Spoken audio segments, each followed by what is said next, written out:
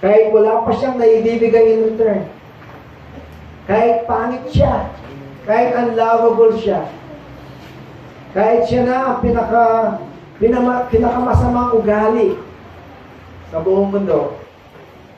Kahit hindi ka pa niya mahal, mamahalin mo pa rin siya. And for me, that is the true meaning of love. Hindi yung naibibigay ng kapwa mo sa'yo, kundi yung maibibigay mo sa kanya dahil nga sa mahal mo siya.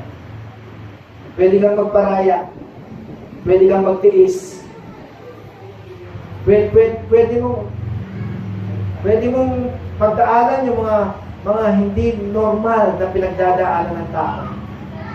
Because of that love na na-feel mo sa tao. Sabi po sa Philippians 2:4, not looking to your own interest, but each of you to the interest of others. This is the true love na binabanggit ko. Kapag mayroon kang pag-ibig, nakakalimutan mo ang sarili mo. Kapag mayroon kang pag-ibig, ang interest mo ay kung ano ang interest niya.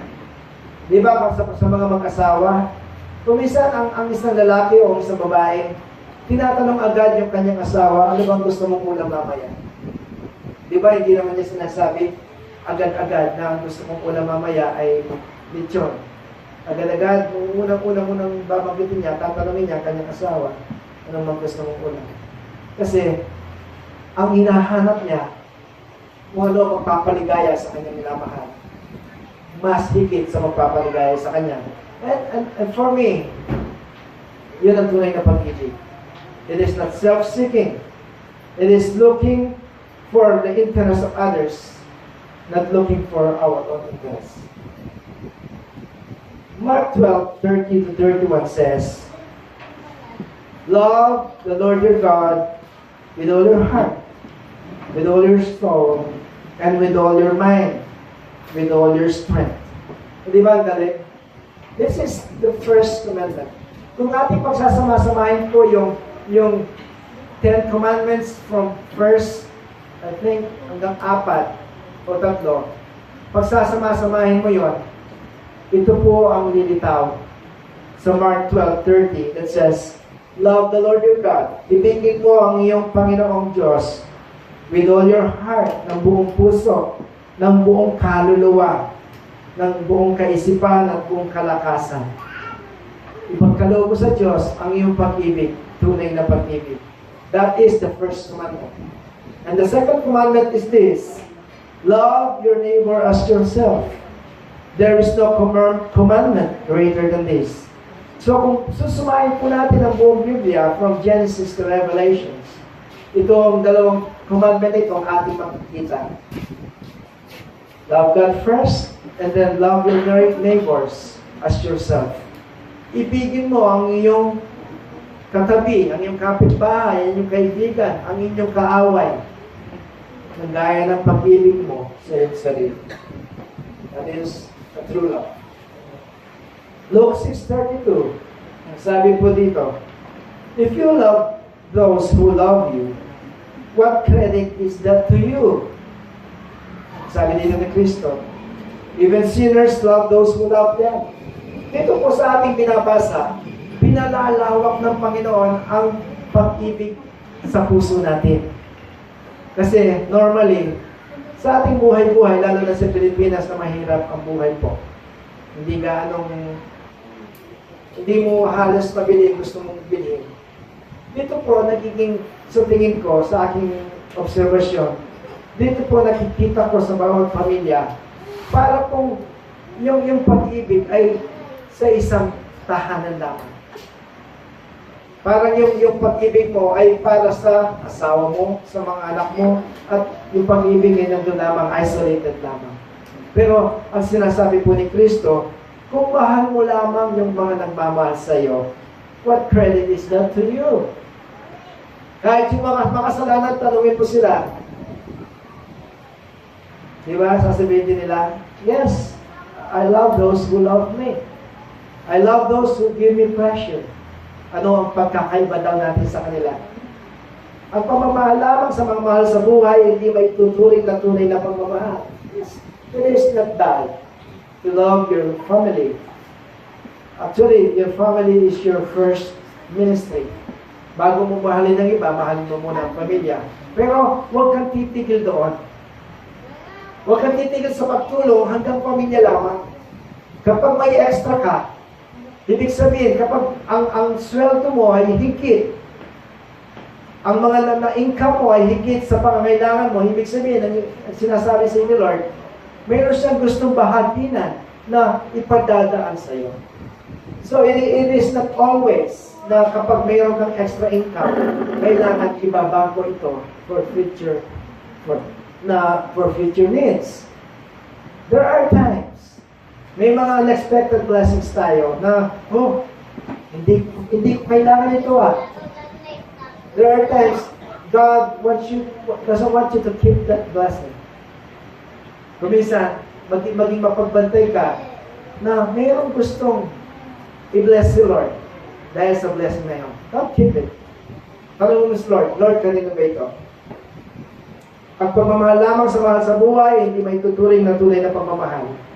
Kasi, still they give us pleasure in return. Kasi masaya ka Di ba? What credit is that to you? When you give toys to your kids, masaya sila, nakakasaya ka nila. Kapag masaya ang mga anak mo, mas nagiging masaya ka. And what credit is that to you? May balik sa'yo, di ba? Nagiging malawak po ang ating usapin dito. Nagiging mas malalim. Kasi mahal din nila tayo. Masaya tayo kapag minamahal natin sila. For one reason is kadugo natin sila. Kuminsan kasi kapag di mo kadugo, iba yung turing mo. Normal sa atin yun. Hindi ko po inaalis yun. Kahit ako, iba yung nararamdaman ko kapag masaya ang aking mga anak kaysa masaya yung ibang tao. Pero ngayong gabi ito, nais kong ilawak ng Panginoon yung pag-ibig na yon. Huwag ka lang iibig sa mga minamahal mo. Umibig ka rin doon sa mga tao na hindi ka ibig-ibig din. At matutuhan mo din silang mahalin. God's love for us is a true love. Bakit po? Kasi God's love for us is an unconditional one. Nung bang inibig ka ng Panginoon, nung tinawag ka niya, meron ba siyang hiningi sa'yo na balik para sa Kanya? Wala naman Di ba? Nang tinawag ka niya, na dati tayo mga tupang ligaw, na hindi walang direksyon ng buhay. Biglang-bigla, God touches our hearts. And then tinanggap natin siya bilang Lord and Savior. May balik ba kay Lord? Wala. Si Lord, dahil tunay ang pag-ibig niya sa atin, nagkaroon siya ng kagalakan sa puso, na siya ating tanggapin bilang ating Ama sa langit. Pinagpala ang mga taong pinag-uukulan ng pag-ibig ng Panginoon. Tunay na pinagpala. Can we say amen to that? Amen. Because it is an unconditional one. Ito po, at dahil dito, makikita natin sa Romans 5:8, inibig ka ba ng Panginoon nung ikaw ay banal? Inibig ka ba ng Panginoon nung hindi ka na nagkakasala? Inibig ka ba ng Panginoon nung panay simba ka na lamang tuwing linggo? Hindi When did it start? When did it shows na inibig ka ng Panginoon? Kailan mo ito naramdaman? Kailan ito ipinakita ng Panginoon? Ang sabi po sa Romans 5:8, but God demonstrated His own love for us in this, while we were still sinners, Christ died for us. Inibig ka ng Panginoon nung makasalanan ka pa, nung suwail ka pa, nung hindi mo nararamdaman ang kanyang mga salita, nung kahit na may pumupunta sa bahay mo para i-share ang salita niya, dinedel mo sila. Inibig ka ng Panginoon nung hindi mo alam kung saan ka pupunta. Inibig ka ng Panginoon nung nangungupit ka. Inibig ka ng Panginoon nung nagsisinungaling ka. Inibig ka ng Panginoon nung naging suwail ka sa iyong ama't ina. While we were still sinners, Christ died for us. 2,000 years ago, napakatalamak ng tao. Talamak sa kasalanan. Pero doon nagkumpisa po na God demonstrated His pure love for us Mababasa po natin yun sa John 3:16, that for God so loved the world that He gave His only begotten Son, that whoever believes in Him shall not perish, but have eternal life. 2,000 years ago, habang nakabayubay siya sa krus, wala po siyang inisip kundi kayo at ako. Wala siyang inisip kundi ang tayo ay iligtas sa ating mga pagkakasala. And that is the very, very meaning of Christmas. Hindi pinanganak ang isang Messiah, ang isang Emmanuel. Emmanuel means God with us. Na ang Diyos ay nagkatawang tao para makisalamuha sa atin. Para pagdating ng oras at pagdating ng panahon, siya ay mamamatay para sa ating mga kasalanan. At dahil dito nagkaroon tayo ng pag-asa para magkaroon ng buhay na walang hanggan. Is that true love for you? Is that love for you? Love ba yung ang Panginoon ay sakripisyo ng kanyang buhay para sa atin? Can we say amen to that? Yes. Wala na pong higit. Kung iyong iisipin, meron pa bang tunay na pag-ibig higit sa ikinakita ng Panginoon na hinayaan niyang siya'y mamatay para sa kanyang mga minamahal? Meron pa po bang higit doon? I think wala na po. Sabi nga dito sa John 15:13, greater love has no one than this. O yun na sinasabi sa inyo. Wala kang higit pang pag-ibig. Higit dito. To lay down one's life for one's friend. Na ialay ng isang tao ang kanyang buhay sa kanyang mga minamahal. Ialay ng isang tao ang kanyang buhay sa kanyang mga kaibigan. I think we can do that too. Paano po? Wala nang higit pang pag-ibig. Sa isang tao, kaya niyang ihandog ang kanyang buhay sa kanyang kaibigan. At ito ay minana ng mga taong minahal ng Diyos at nagmahal din sa Kanya. When you do not care about yourself and you have too much problem, na kung minsan mayroon kang mga matitinding mga problema, nangyayari sa atin ito, hindi na po ito bago. Kung minsan, hindi nagiging hadlang yung stress na stress ka, pero mayroon tatawag sa'yo, hihingi ng payo. Di ba? O pray ka, Lord, kalmahin mo ko. Nangangailangan ng tulong ang aking kapatid. Alisin mo muna yung burden ko para sa kanya. Di ba? We share our thoughts. Nagbibigay tayo ng payo in the midst of burdens. And that is laying our lives to our friends. Hindi natin magagawa yung hayaan natin tayo patayin para sa ating mga kaibigan. Pero in this sense, na kaya mong ibigay sa isang taong minamahal mo kahit na ito ay mahirap. And this is offering your lives unto them. Kahit na may sakit ka, minsan. Pero hindi yun nagiging hatlang to serve other people because of your true love for them.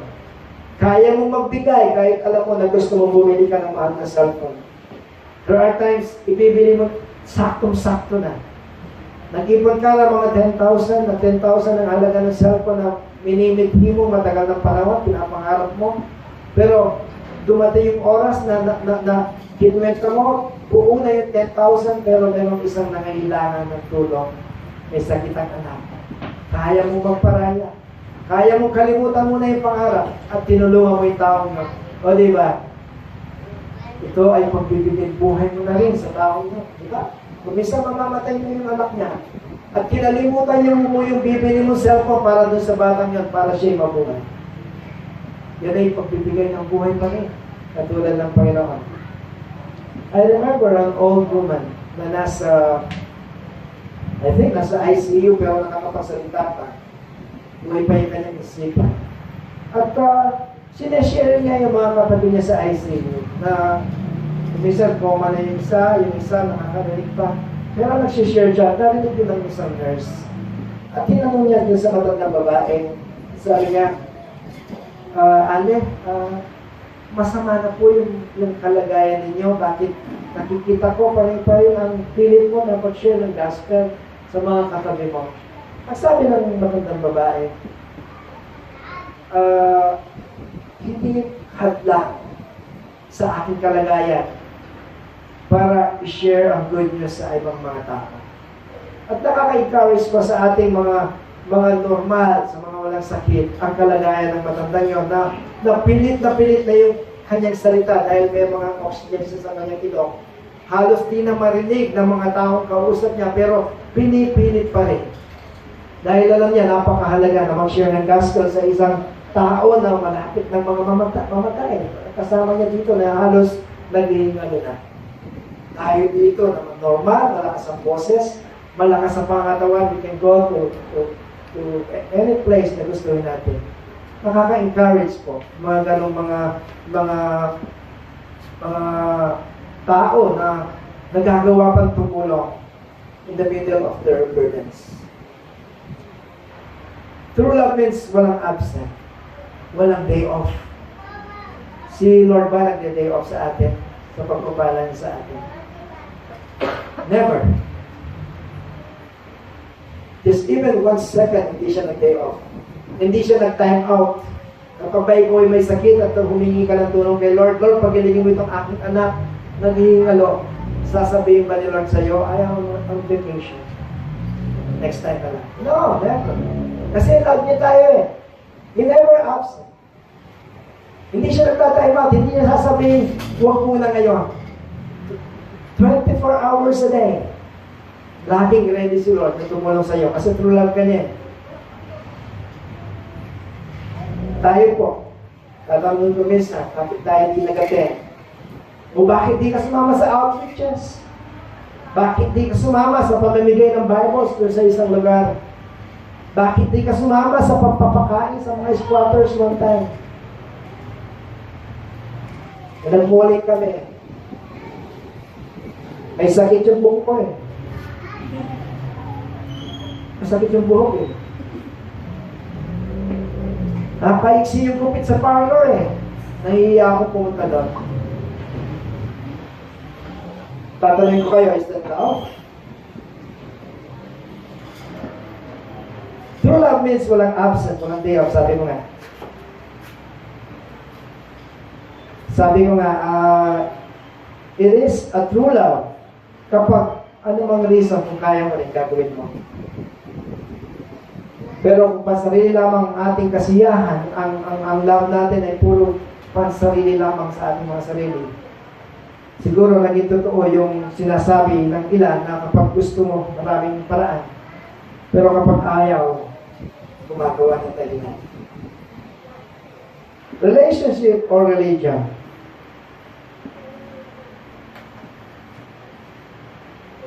Is it out of love or out of responsibility? Kung isa sasabihin sa atin, napaka-religyoso naman ang mga buwan natin. Araw-araw, naging sa Facebook, makikita mo ang mga pinopost nila. Sabi nga sa Kapampangan, giginulan. Wala nang bukang bibig, kundi Diyos na lumalabas sa kanilang mga labi. This is the difference between religion and the one who has deep relationship with God. Being born again is not joining any religion.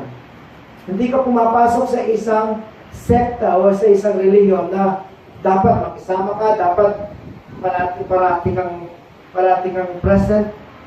Kasama yon, pero hindi po yun ang pinaka foundation kung bakit tayo naging born again. Naging born again ka kasi nagkaroon ka ng deeper relationship with God. Na kung noon, sa reliyon, ikaw ay sumusunod lamang dahil takot kang maimpyerno. Sa reliyon, sumusunod ka dahil ito ay isang utos. Out of responsibility. We obey because it is a duty. Na kailangan mag-serve ka kay Lord. Na kailangan present ka kasi nagro-roll call sila. Kaya kung minsan, nababurnout ka. Manikal ka. Kasi hindi mo naman gusto ang ginagawa mo. Napipilitan lamang. Kasi, yun ang batas. Pero walang love. Hindi tatagal po. Hindi tatagal yung ganong sistema ng paglilingkod sa Diyos. That is the meaning of obeying God out of religion. It is obeying God. It is serving God out of responsibility. Tawag yun ng duty. Batas yun ng Lord eh. Pero where is your love? Kasi makikita mo na walang love kasi manikal ka. Anong manikal sa Tagalog? Nangangawit ka. Parang hindi mo nakakayanin. Gagawin ko pa ba ito next Sunday? Yung pinagagawa ng leader namin, parang ngayon na lamang ito. Hindi na ako makakatagal. Kasi there is no love na nasa puso mo sa iyong ginagawa. But when we are talking about a deep relationship with God, we are talking about true love for God. Sumusunod ka dahil gusto mo ang ginagawa mo para sa minamahal mo. Eh di ba mas matindi yun? Hindi ka kailanman mangangawit. Hindi kailanman mag-burn out. Tatanungin ba natin si Sister Nina? Sister Nina, bukas pa painumin mo pa ng gatas si Talia. Of course. Magsasawa ka ba? Of course not. Bakit? Bakit patuloy mong pagdededein si Talia? Because I love my daughter. Hindi ka manikal. Hindi ka magsasawa. It is no longer a sacrifice. Kahit hirap gagawin mo. Kahit yung asawa mo, 24 hours ang kakayod para lang matustusan yung pag-aaral ng kanyang mga anak. Hindi siya magsasawa kahit pag-uwi niya sa bahay. Yung tirang pagkain na lamang, yung asin na lang at isang pirasong kanin na lamang. Hindi siya magsasawa. Hindi siya magpo-complain. Kasi ginagawa niya yun para sa kanyang minamahal. Same is true in our ministry. Same is true in serving God. Kapag ang pinaghugutan mo sa iyong paglilingkod ay ang iyong pag-ibig sa Diyos at pag-ibig sa kapwa mo, it will never end. Hindi ka magta-time out. Hindi ka mag-a-absent. Kapag may nangailangan, kung kaya mo rin pupuntahan mo. Kung kaya mo rin magbigay ng payo kahit mabigat ang nararamdaman mo sa buhay, kung yun ang makakatulong sa taong pupuntahan mo. Eh, kamalikan. It will no longer a sacrifice. Bakit? Kasi nag-i-enjoy ka eh. Kahit mahirap, enjoy. Di ba? Tanungin mo nga ating mga magulang. Kahit kumisa, nakakarindi yung mga batang maliliit, nakaka-stress yung maghapong paglalaba, maghapong pamamalansya, maghapong pagluluto, tapos paggabi, yung ibang mga mothers, kakayod pa para lang matulungan yung kanyang asawa. Pero tanungin mo yung mother na yun, nagsasawa ka ba? Hindi. Nag-enjoy ka ba? Yes. Bakit? Kasi napapasaya ko yung aking mga minamahal. Same is true in serving God. Kapag ang iniisip mo lang ay para mag-bless ka sa iyong paglilingkod, there will come a time na i-experience na in the Lord that one time God will not bless you. That one time, pa-fulfill ni Lord sa iyo, mag-a-absent yung blessing. Maglilingkod ka ba? If you have that true love for God, of course, tuloy-tuloy. Mayroong layunin si Lord kung bakit ko nararanasan ito. Mayroong layunin si Lord kung bakit sa araw-araw ako naglilingkod, walang kapaguran, pero nararanasan ko pa rin ang hirap ng buhay. I will still serve the Lord because He is my true love and He is my first love. Can we say amen to that? Sabi nga ni Job, na pinaalala sa akin ni Sister Melody sa kanyang post, tatanggap lamang ba ako ng mabuti galing sa Panginoon? At yung hindi mabuti ay hindi ko natatanggapin. And for me, si Job ay mayroong true love na na-fulfill ko. Lord, dahil nasabi niya, I love my God. Kung ano man ang mangyari sa akin, still, hindi yun magiging dahilan para kalimutan ko ang aking minamahal. Galing sa puso. At yun, kapag ganun po ang way ng ating worship for God, ang way ng ating serving for God, well, hindi tayo titigil. It is a constant love na hindi ito nagpapahinga, hindi ito nagtatampo, hindi ito nagmamaktol, hindi ito nagagalit kay Lord. When you love someone, ang puso mo ay hindi madaling magalit, napagpapasensyahan, napag-uunawa, lumalawa, hindi lamang lumalalim. God's love for us ay parang yung ating sinasabi tuwing tayo ay ikinakasal. Yung mga ikinasal dito. Di ba? Nagsabi tayo ng for better or for worse. Till death do us part. For in sickness or in health. Till death do us part. Ano pa isa? For richer or for poorer. Till death do us part.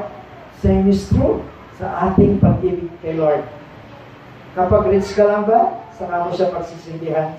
Of course not. Sinasabi rito, for richer or for poorer. Kapag ba ikaw ay malakas lamang, saka mo pagsisindihan si Lord, siguro pwede kung wala kang pag-ibig kay Lord.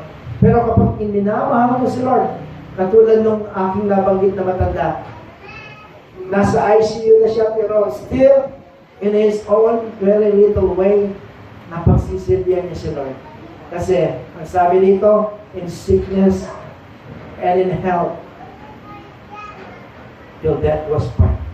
Sana po'y maging ganun din ang ating kalalagayan ng ating mga puso sa ating paglilingkod sa Diyos. This is Juliet. Sino po ang author ng Romeo and Juliet? Is it Shakespeare? Hindi ako nagkakamali. Ito magaling sikat. Pinaniniwalaan ko sikat po. First honor yan. So, yung Romeo and Juliet po na nilikha ni Shakespeare, ito yung famous na pag-uusap nila nung bago na sila. I think nagpakamatay silang dalawa dito, di ba?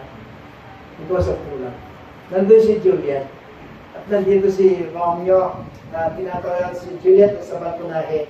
Ang sabi ni Romeo, related po ito, wag kayong mag-alala.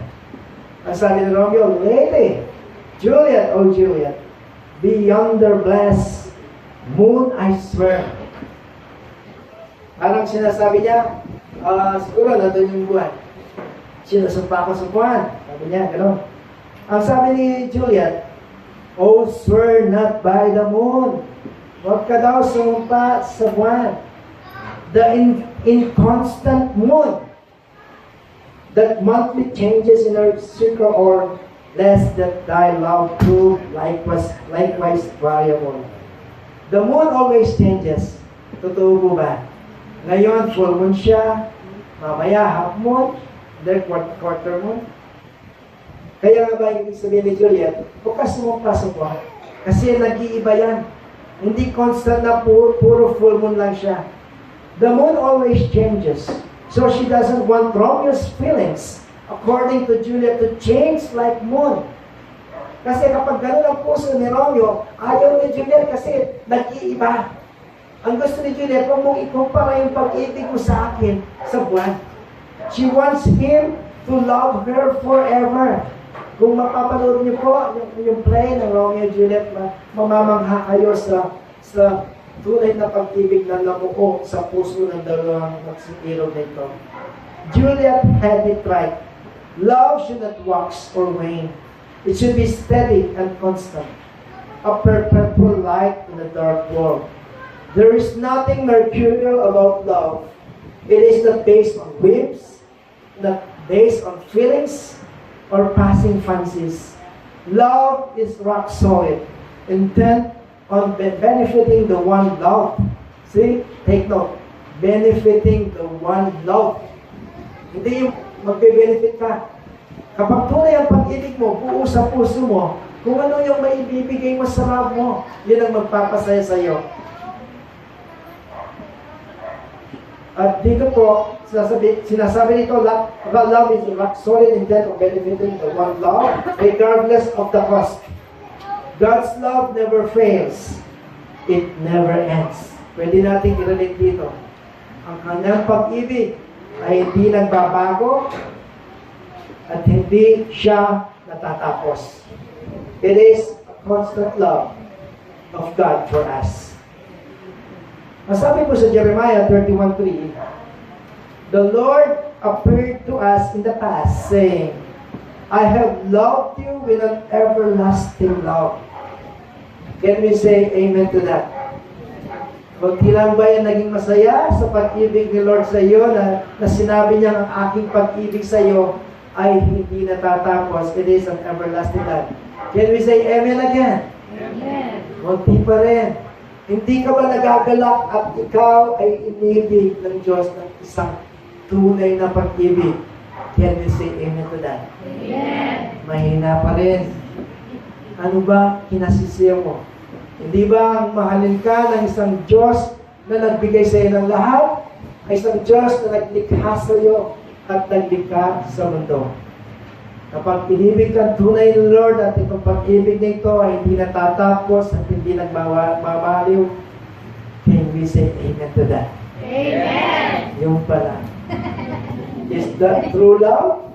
Pinipilit ka lang mag-amen, lalo mag-amen. Hinaragyan niya kayo talaga. The Lord appeared to us in the past. Sabi nga dito, inibig kita ng walang hanggang pag-ibig. Ang sarap pakinggan. Kung sasabihin ba sa iyo ni Dong yan, Sister Glenda, hindi ba magiging masaya ka? Pag sinabi ni Dong sa iyo, mamahalin kita ng walang hanggang pag-ibig. Mas higit kapag ang Diyos mo nagsabi sa iyo. Kasi si Dong, hindi ka mabibigyan ng everlasting life. Kasi si Dong, walang forever kay Dong. But when God tell you that He will love you with an everlasting love, ikaw ay magagalak sa puso, punong-puno ng kagalakan. At sabi din dito, kaya ako'y lumapit sa iyo na may kagandahang loob. Hebrews 13:5.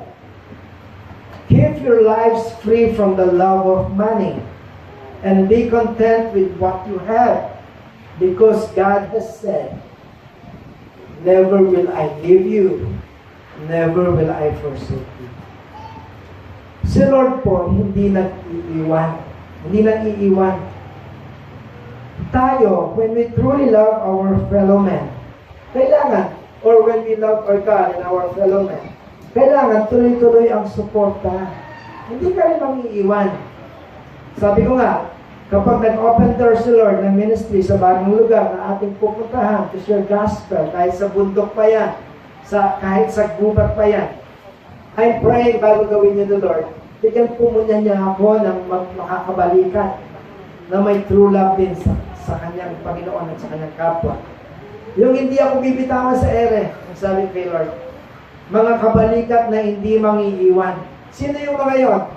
Of course, I am praying to those servants like me, na mayroong pag-ibig din sa Diyos. Natang emanical. Yung mga tao na forever. Kasi they love God. Yun ang aking hinihingi kay Lord. Bago niya ibigay yung mga ministry sa iba't ibang mga lugar na dapat nating puntahan. John 17:24 says, Father, I want those you have given me to be with me where I am. Sabi dito ni Kristo sa Diyos Ama. And to see my glory. The glory you have given me because you loved me before the creation of the world.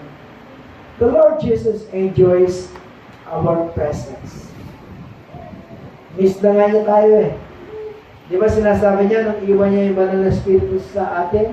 Nung bago siya pumanik, kasama ng Ama sa langit, ang sabi niya, and if I go, I will prepare a place for you. Noon pa lang, pag-alis pala ni Kristo, hindi naman yung pupunta niya sa langit ang inisip niya eh. Hindi naman niya inisip na, iiwan ko na itong magulong mundo. Pupuntahan ko na yung paraiso, mag-enjoy na ako doon. Titikman ko na yun, mga matagal ko nang dinatikman. Yun ba ang sinabi ni Kristo? Hindi.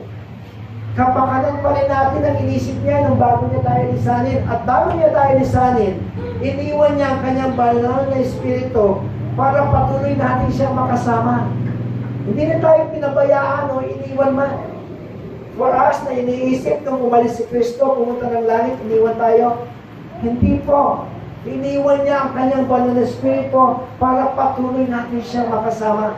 At sinabi nga niya, and if I go, I will prepare a place for you, so that wherever I am, you will go also. Kung saan ako naroon, paparoon din kayo. Di ba?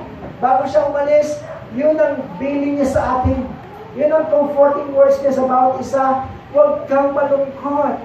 Kung ang buhay mo man ngayon ay hindi gaano maganda, punong-puno ng sakit, punong-puno ng hirap, may sakit ka, wala mang makain, maraming utang. Hold on. Be still. Kasi ang pangako ni Lord, umalis siya para ipaghanda ka ng matitiran. A better place. Kung saan doon, it says in Revelation, wala nang iiyak. Pupunasan nga niya yung isa-isa sa atin, pupunasan niya ng mga luha. Doon, hindi ka na magugutom. Doon, hindi ka na magkakasakit. Doon, wala nang stress. Doon, wala nang mga kaaway na magchichismis sa'yo. Doon, puro kasiyahan, puro kagalakan. Doon mo palang makakamtan ang tunay na kapayapaan sa buhay. Sabi ko nga, dito ba natikman mo yung isang araw naging mapayapa ka? Of course not. Pag gising mo sa umaga, maganda yung gising. After 2 hours lang, mayroon nang magaganap na hindi maganda. And we have to accept it. This is world. Hindi ito perfectong buhay.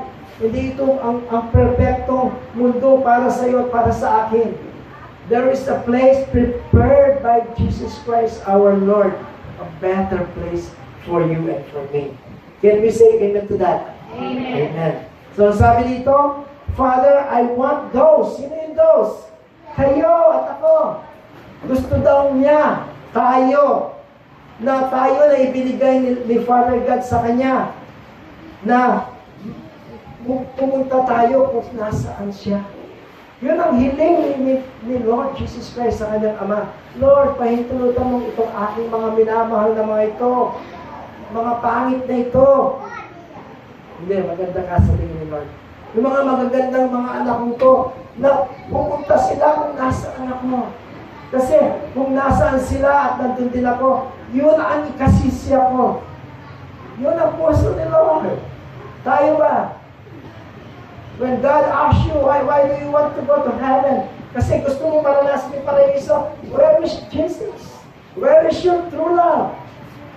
Nangangailangan siguro ng very intimate relationship between you and God para mapalitan yung estado ng puso mo na kung ngayon ang minibiti mo lamang ay comfort sa buhay. There will come a time God will change your heart. Iibigin mo na siya. God love you first. Hindi tayo ang pumili sa Diyos. God chose you. God chose you to come here. Pinili ka niya para pumunta rito para marinig mo yung magandang balita. Hindi ikaw ang nagkaroon ng mithiin para pumunta dito at makinig. Hindi. Pag-gising mo pa lang sa umaga, kinalapit ka na ni Lord. Iganda mo na sa sarili mo. Maririnig mo ang tinig ko. Maririnig mo kung gaano kita kamahal. Can't you feel nililigawan ka ni Lord ngayon? I can feel it too. Meron bang Diyos na kasing buti ng ating Diyos? Meron bang Diyos na kasing sweet ng ating Diyos na for me, kung ito ay isang mangingibig, siya is showing. Hindi yung ibang mangingibig na iniibig na niya, pakipot pa. Diba? Meron ganyan sa atin siguro. O sa mga kadalagahan dito, mahal mo na, hindi mo pa pinakikita. Pakipot ka pa ng pakipot. Ipadama mo na mahal mo siya, kung mabuting tao naman siya. Kung mahal ka rin naman niya, why don't you show your love for him? Pero may limitasyon. Sa mga girls, you know your limitations. God will guide you. Sa mga girls dito. Kapag meron kayong suitors, consider God. Huwag kang basta, oo, God.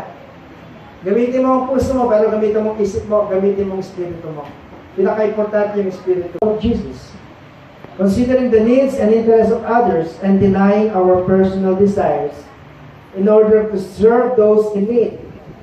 Kaya nga, I always say, a baby Christian thinks of what the church can do for him. Yun ang kaibahan ng mature Christian. When you are a mature Christian thinks of what he can do for the church. This is what true love means. Ngayon, nag-a-attend ka na. Graduate ka na doon sa mag-a-attend ako para i-bless ni Lord. Sa pagpunta mo lamang dito, i-bless ka na niya. He bless you with a heart full of compassion. He bless you with a heart na na-excite to worship God. He bless you with a heart na gusto mo marinig si Lord. Kailangan nandun ako ng 5:30 kasi ayokong magpalit. Gusto ko, agad-agad, ma-worship ko si Lord, agad-agad, buong-buong maririnig ko yung kanyang salita. He bless you with a blessed heart.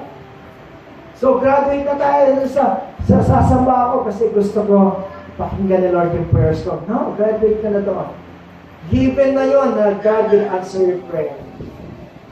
A mature Christian thinks, kapag sumababa ka doon, ano may tutulong ko?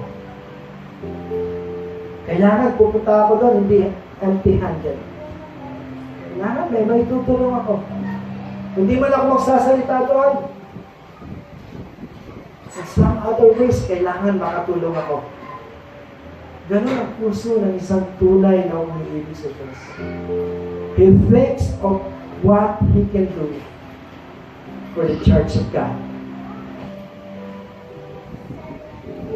God truly loves you.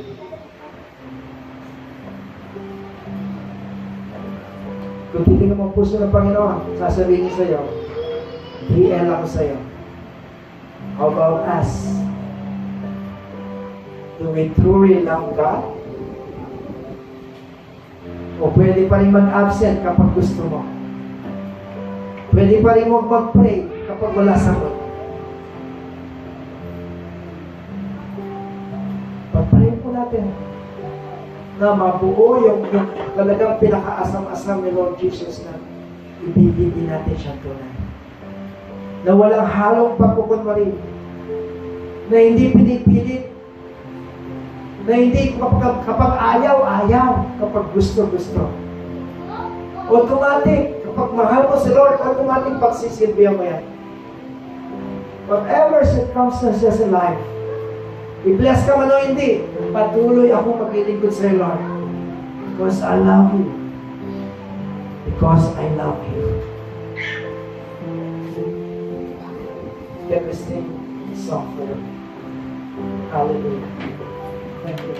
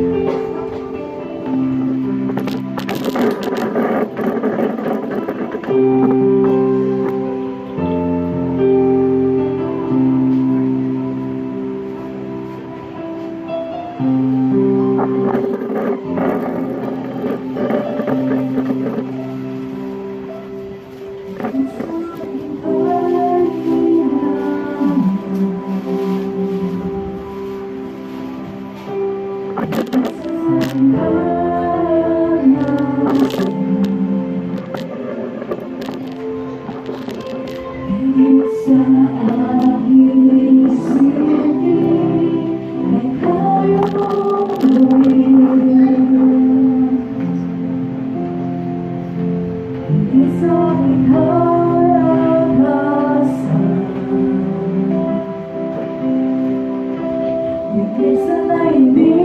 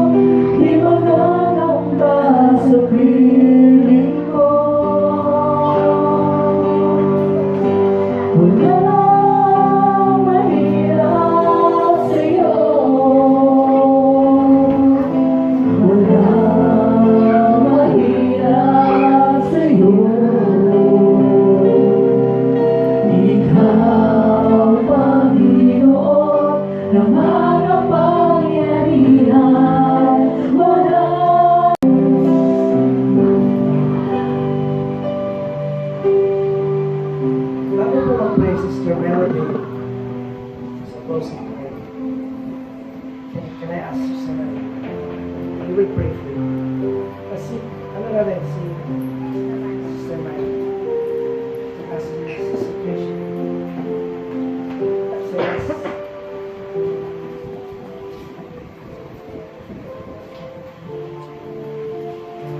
I will pray for both Sister Melody, Sister Mike. You pray for Sister Tricia para sa kanyang pagtutulog bukas. I think bukas na rin. Let us lay our hands on them. Father God, we thank you for tonight. Salamat sa karanasan hindi namin malilimutan. Salamat sa mensahe mo. Salamat sa pag-ibig natin. Father God, ngayong gabi ito ay patuloy po kaming sasamba, patuloy kaming mananalig sa iyo. Na patuloy kang gagawa, Panginoon. Alam namin, katulad ng aming inaawit na walang imposible sa iyo.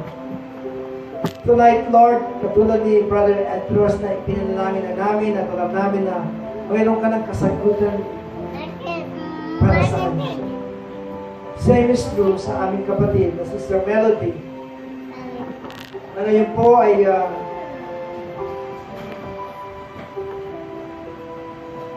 merong positive result po. Batid mo, Lord,